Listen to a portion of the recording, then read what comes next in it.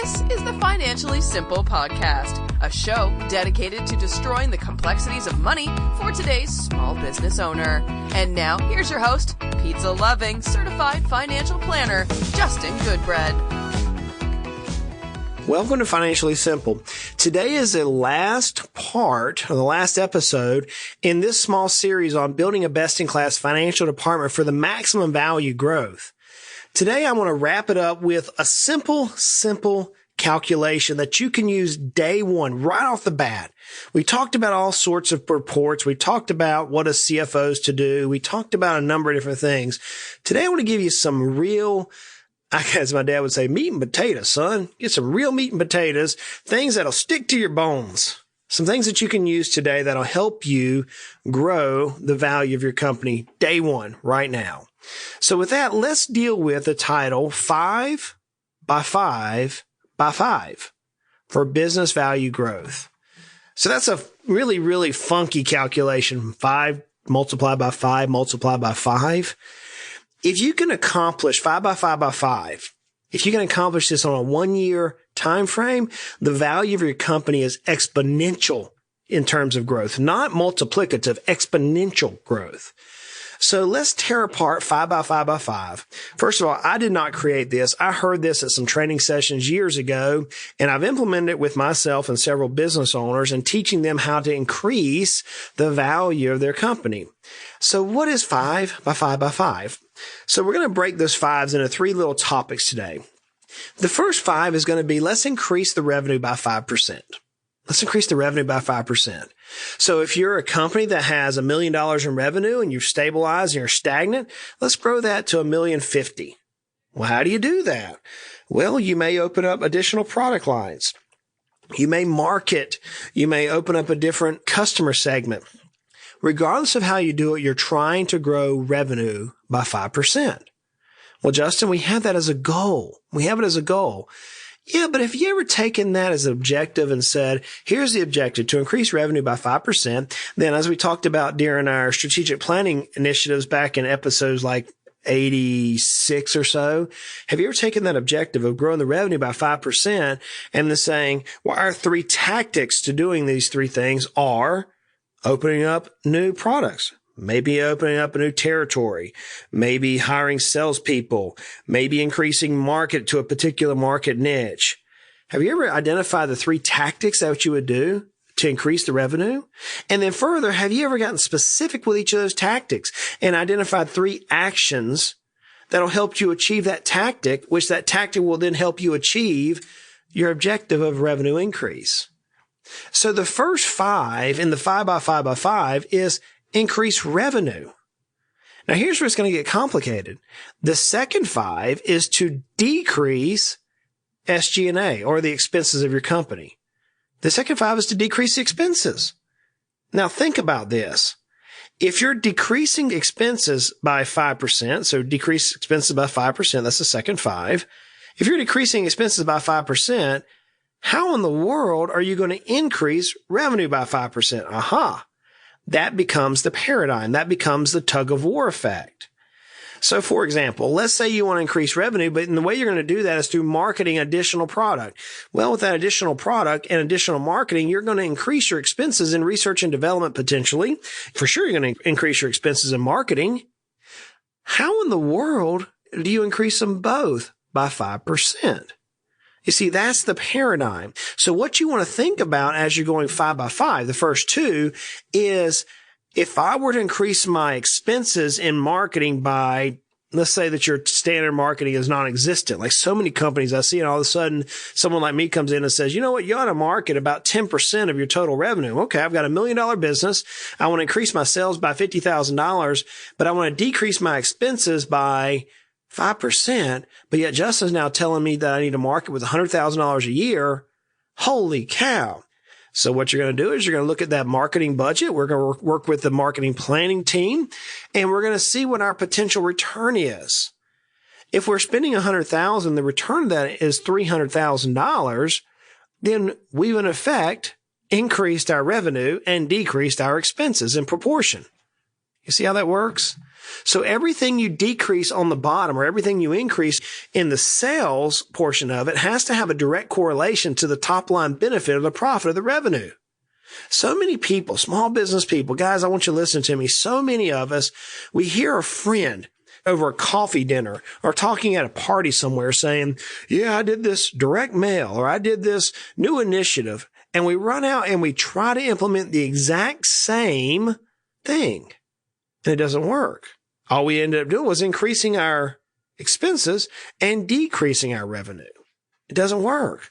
I hear so many people say, well, I know a friend of mine who built a business and here's how he grew his business. And I want to say, okay, was he dealing with 2019 economics like we are? Chances are not. Chances are he may have been dealing with 2007 economics or he may have been dealing with 2004 economics. So what you have to look at is your current microeconomics of your business in your particular industry or the location of your business. You have to look at the global and the broader base macroeconomics of what you're dealing with in the world at large. And you have to take all of that and devise a strategy that's going to decrease expenses by 5% and increase revenue by 5%. That is mind blowing for so many small business owners, but it can be done. It can be done. I'm proof. I do it consistently with clients, showing them how to decrease and increase. Now, can you do it in a 1 month time period? No. Can you do it in a 1 year time period? Sometimes, maybe not often. Can you do it in a 3 year time period? Heck yeah, you can. You are listening to Financially Simple, destroying the complexities of money for today's small business owner. But here's where it gets complicated now. If we just had 5 by 5, we'd be okay. Now I want you to add the third 5 in here, and that is going to increase margin. We're going to increase our margin by 5%. Well, Justin, what the heck is margin? Well, margin is basically your net income divided by your revenue. So let's say that we have $1 million revenue. We have $1 million coming into the company, and we make $300,000 a year. That's the net profit of the company is $300,000. That would mean our margin is roughly 30%. 300,000 divided by our revenue of $1 million means we have a 30% profit margin. We want to increase that by 5%. Well, you say, okay, Justin, 5% of $1 million is 50,000. I want you to tell me to increase my profit margin from 300,000 to 350. No, that's not what I'm saying. I want you to increase your profit margin by 5%. So if your profit margin is 300,000, multiply that by 5, makes by 300,000 by 5% means we're only going to have about a $15,000 increase.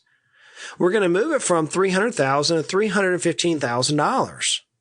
So if we were to look at it a year from now and the revenue stayed the same, which remember we're trying to increase it, and our SG&A stayed the same, but remember we're trying to decrease that, we would hope to see our margin instead of being 300,000 would be $315,000. Thus, where we used to have a 30% profit margin is now a 31.5% profit margin. And you're like, how in the world am I going to increase my margin while at the same time increasing my revenue and decreasing my expenses?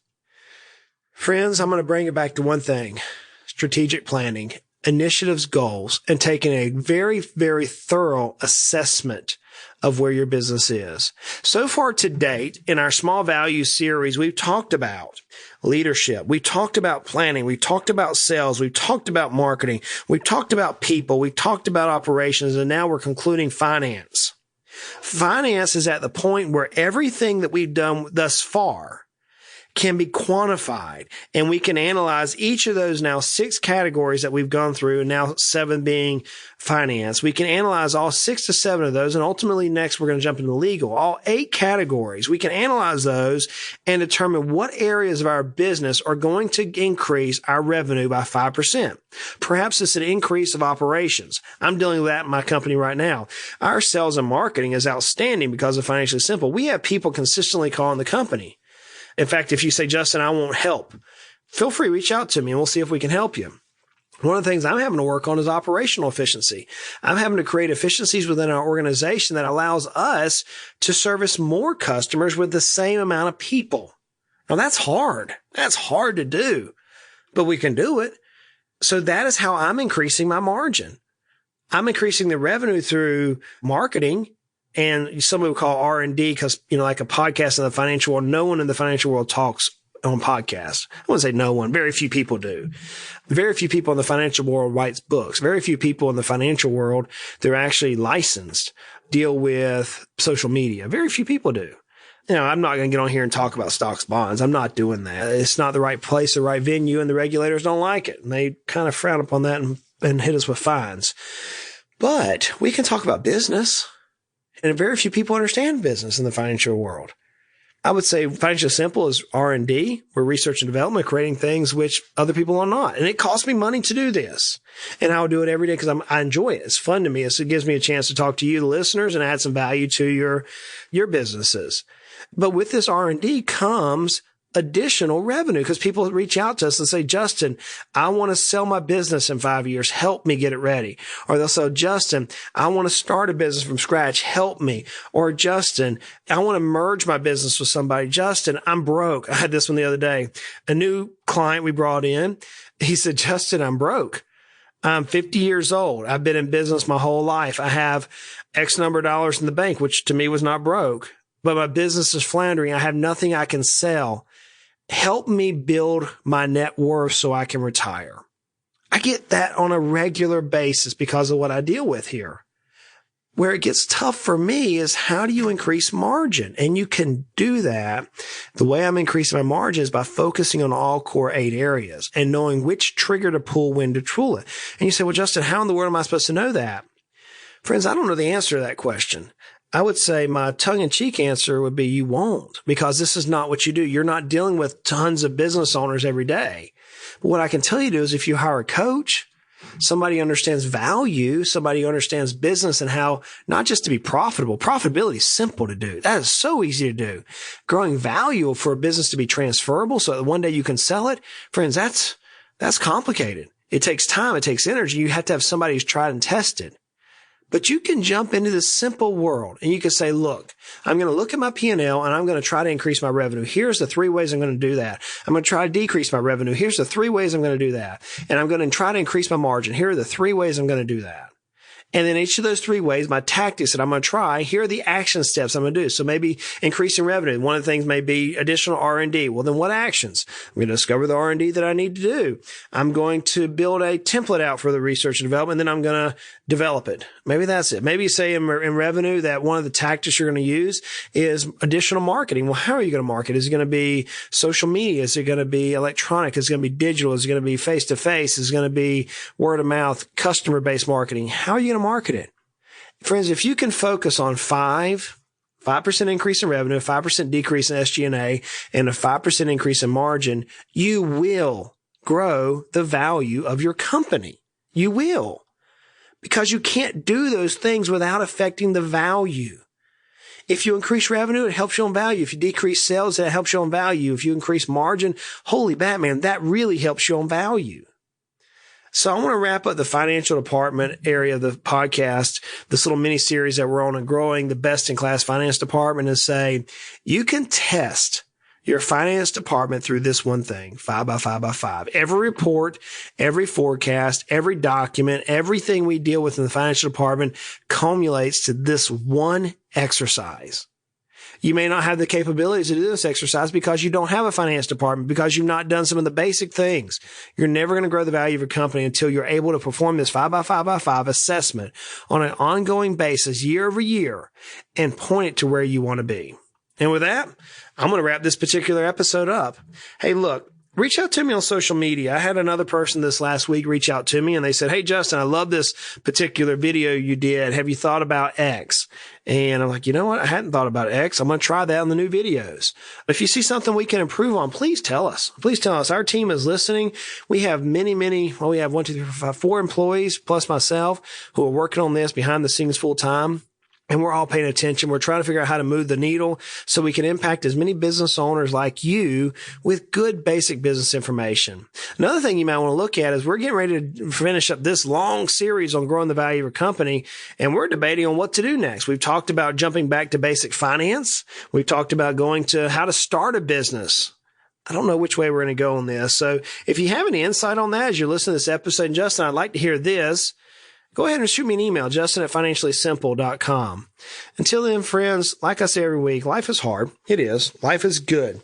Life is good. Life is good. And life can be frustrating. Money, business, it doesn't have to be. Let's continue to make our lives at least financially simple. Hey, y'all go out and make it a great day.